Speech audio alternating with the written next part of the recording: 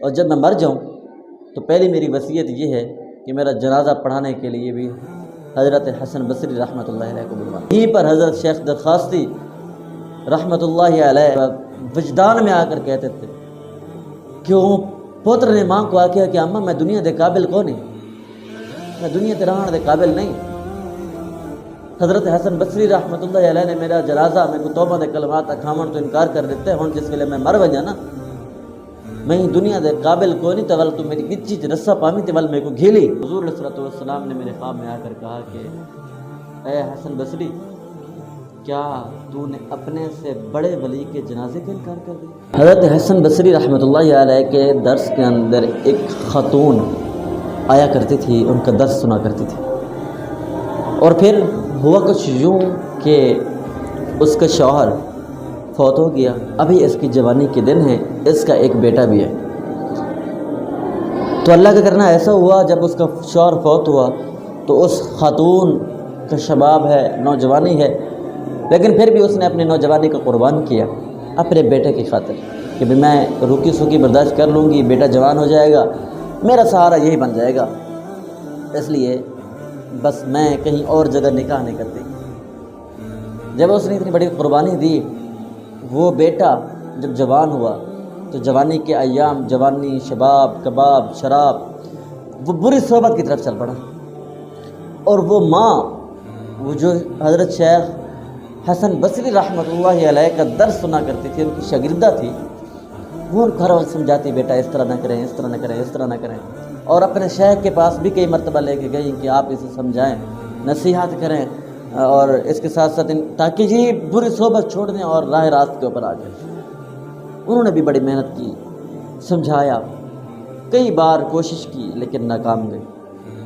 بالآخر وہ بچہ بیمار ہو گیا۔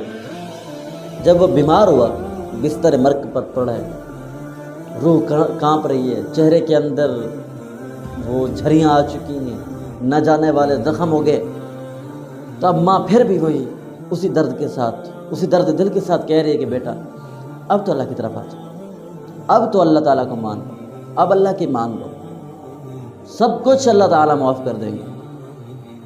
اب بیٹے کے اوپر کچھ اثرات ہونے لگے، کچھ ان ماں کی بات میں اثر ڈالا دل پہ۔ بیٹا کہنے لگا ماں اگر میں توبہ کر لوں تو کیسے توبہ کروں، میرے تو اتنے بڑے گناہ ہیں۔ تو ماں کہنے لگی کہ میں جاتی ہوں حضرت جی سے اس بارے میں کوئی حل لے آتی ہوں۔ ایک طرف بیٹا بستر مرگ پر، دوسری طرف بوڑھی ماں چلتی ہے حضرت شیخ حسن بصری رحمۃ اللہ علیہ کے دروازے کے اوپر۔ دروازہ کھٹکھٹایا، وہ بھی ابھی اپنے اسباق سے فارغ ہو کر، مطالعے سے فارغ ہو کر، کھانا کھانے کے بعد قیلولے کے لیے جا رہے تھے۔ قیلولے کے بعد پھر ان کے اسباق تھے، مطالعہ، تمام چیزیں، مریدین، یہ تمام چیزیں تھیں۔ دروازہ کھٹکھٹایا، بتایا گیا کہ میں آپ کی شاگردہ ہوں، اس لیے میرا بیٹا چاہتا ہے کہ میں توبہ کرنا چاہتا ہوں اور میں آپ کے پاس آئی ہوں۔ حضرت حسن بصری رحمۃ اللہ علیہ نے کہا کہ بھائی یہ پھر میرا وقت ضائع کرے گا، پہلے بھی کتنی بار میں گیا ہوں، اس نے مانا نہیں، یہ پھر کوئی دھوکہ ہی کر رہا ہے ماں کے ساتھ۔ حسن بصری نے کہا کہ بس آپ چلی جائیں، میں نہیں آ سکتا، میں مصروف ہوں، اور میرا بھی مطالعے کا ٹائم ہے، قیلولے کا ٹائم ہے، تو تمام چیزیں۔ ماں اس دروازے سے جب واپس آئی، دروازہ انٹر ہوئی، تو بیٹے نے پوچھا کہ اماں کیا ہوا، آپ کے چہرے کے اوپر افسردگی ہے، پریشانی ہے، پریشانی کے آثار کیسے ہیں؟ تو ماں کہنے لگی کہ بیٹا میں گئی حضرت حسن بصری رحمۃ اللہ علیہ کے پاس، ان سے کہا کہ بھی میرا بیٹا توبہ کرنا چاہتا ہے، معافی مانگنا چاہتا ہے، تو ان کا جو ہے آپ آئیے ان کو توبہ کے کلمات کہلوائیے، تو انہوں نے آنے سے انکار کر دیا۔ جب بیٹے نے یہ بات سنی تو ان کے دل کے اوپر ضرب لگی، چوٹ لگی، تو اس نے کہا کہ اماں جب میں مر جاؤں نا میرا وصیت نامہ لکھ لیں، اور جب میں مر جاؤں تو پہلی میری وصیت یہ ہے کہ میرا جنازہ پڑھانے کے لیے بھی حضرت حسن بصری رحمۃ اللہ علیہ کو بلوانا، اور اگر وہ آ جائیں تو ٹھیک۔ یہیں پر حضرت شیخ درخواستی رحمۃ اللہ علیہ سرے کی زبان میں بڑا وجدان میں آ کر کہتے تھے کہ وہ पुत्र ने मां को आख्या कि अम्मा मैं दुनिया दे काबिल को नहीं, मैं दुनिया ते रहण दे काबिल नहीं।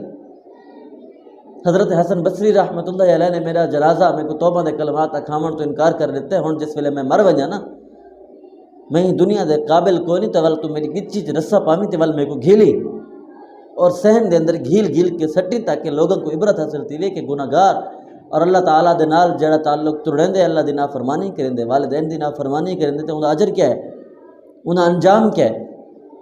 अम्मा जिस वेले मैं मर वञा तो मेरी गिच्ची च रस्सा पा के मेरे को घेली और मैं को मुसलमानों दे कब्रिस्तान दे अंदर दफन भी ना करें। ये ना होवे कि मेरे गुनाहे दे बोझ, मेरे गुनाहे दी नहूसत दी वजह को लो अल्लाह रब्बुल इज़्ज़त बकिया मुसलमान जेड़े कब्रिस्तान दे अंदर हैं उन्हां को आज़ाब दी वजह को तकलीफ़ ना थी वे। इस वास्ते पहली गाल मेरी वसीयत है कि मेरे को इसे गिच्ची च रस्सा पा के इस सहन च घीली।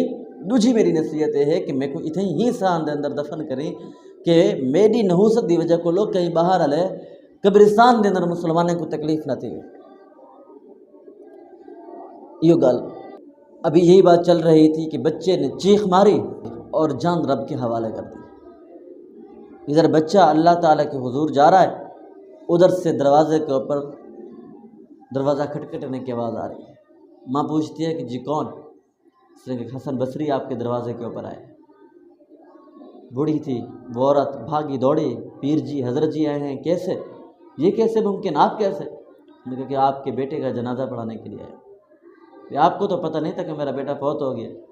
उसने कहा जब मैंने आपको भेजा और इसके बाद मैं सोया क़ैलूला किया तो हुज़ूर सल्लल्लाहु अलैहि वसल्लम ने मेरे ख्वाब में आकर कहा कि ए हसन बसरी, क्या तूने अपने से बड़े वली के जनाजे का इनकार कर दिया?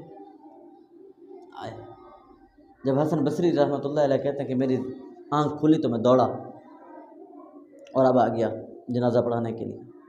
तो देखिए कि अल्लाह ताला की रहमत कितना इंसान को ढूंढती है। कभी तो आ जाएगा, अब नहीं तो कभी तो आ जाएगा। हालांकि बिस्तर मर्ग के ऊपर भी उसने अल्लाह को याद किया और इतने दर्द दिल के साथ कहा, माँ से जो कलाम किया अल्लाह को बहुत पसंद है। अल्लाह ने उसकी तौबा कबूल कर ली। तौबा कबूल करके अल्लाह ने उसको अपना दोस्त बना लिया। तो मेरे दोस्तों, तमाम चीज़ें यहीं पर छूट जानी हैं, तमाम चीज़ें यहीं ख़त्म हो जानी हैं। सिर्फ अल्लाह ताला के साथ ताल्लुक़, अल्लाह ताला के साथ रिश्ता, अल्लाह ताला के साथ मोहब्बत, अल्लाह ताला के साथ उनसे काम आना। अभी भी वक्त है, अल्लाह ताला की तरफ आ जाए, हुज़ूर सल्लल्लाहु अलैहि वसल्लम की बातों को मान लें और अल्लाह और उसके रसूल की इताअत कर लें। कामयाबी सब चीज़ दुनिया और आखिरत की भलाई इसी में। मुलाकात करेंगे किसी अगली वीडियो में। अगर ये वीडियो अच्छी लगी है तो इसको आगे ज़रूर शेयर कीजिए।